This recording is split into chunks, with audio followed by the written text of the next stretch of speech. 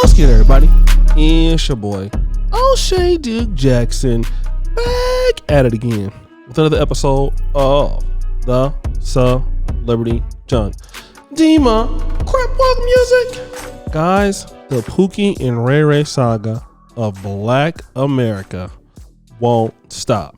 And I know that because I grew up with the Pookies and Ray Ray cultures of Black America myself. I grew up in Del Paso Heights in Sacramento, California. Gunshots, Dima! And I saw all kind of crackheads and everything that you want to think of that was ghetto fabulous. But one of the things that I wanted to do was to get the hell out of there. And it's not because that everybody in the ghetto was bad, because most people were nice, but you had a few of what I would call the Pookies and Ray Ray of Black America. Now, I was a nerd, smart guy, didn't deal in drugs or, deal with the Keishas and the Tarquishas with the purple and red braids. I didn't deal in stuff like that. So guys kind of left me alone. But now I noticed that it was much more dangerous for the guys who were, in the rap culture, gang culture, or trying to pretend to be in both. Gunshots, Dima! And what I noticed for them was like a lot of guys really came for them. Now let me talk about somebody who I don't think is a fake guy or anything. A guy from my city by the name of Mozzie. Now Mozzie's from Oak Park, and Mozzie has a lot of success from what I understand. I talked to Cedric Singleton of Black Market. He was with Black Market. Mozzie's one of the hardest working guys he ever met in his life. The only person he knows that works harder than Mozzie is Master P. But when Mozzie got famous, he got a lot of people wanting to do something to him from other rival neighborhoods. Now it could be because of past beefs, but it's just that kind of culture, right?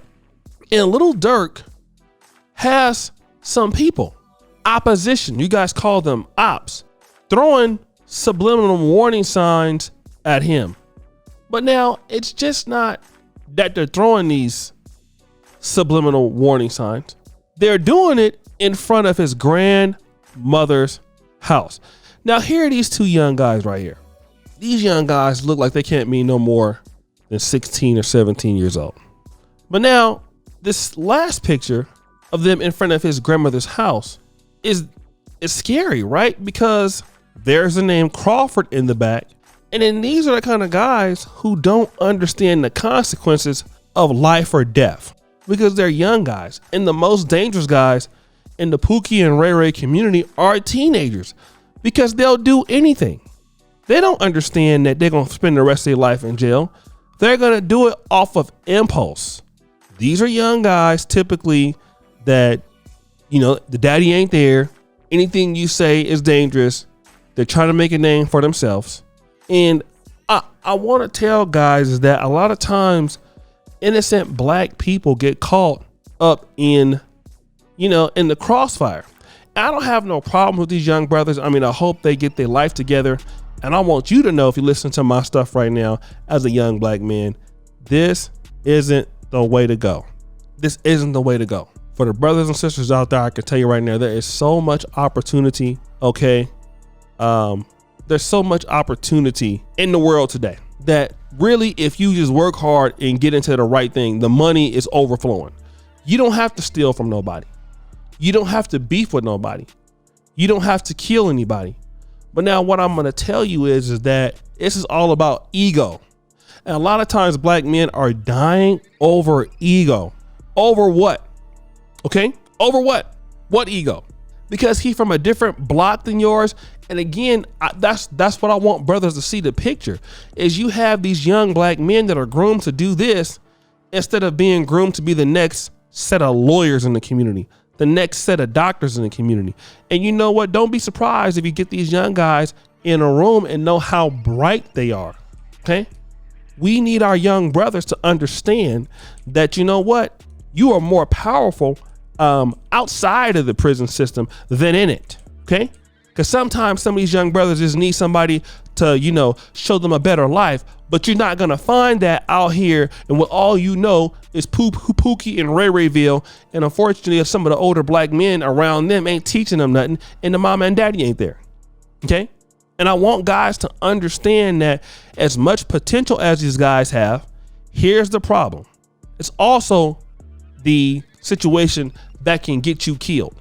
And a lot of these guys out here want to make a name. Look at the PNB Rock situation. He had a young man that tried to kill him. Over what? Need I say? You're 17 years old, man. You want to lose your life over $100,000 chain? The way folks is making money right now, brother, you can get that anytime you want if you just work. Man, there's so much money out here. I mean, you know, brothers, I've been all over the world, man. Africa, lived in Africa, lived in Europe, just meeting people, different ideas. I'm hanging out with Go Black to Africa right now, here in Uganda. And man, just the opportunities that we come across every day. You have to turn it down. Why lose your life over nothing?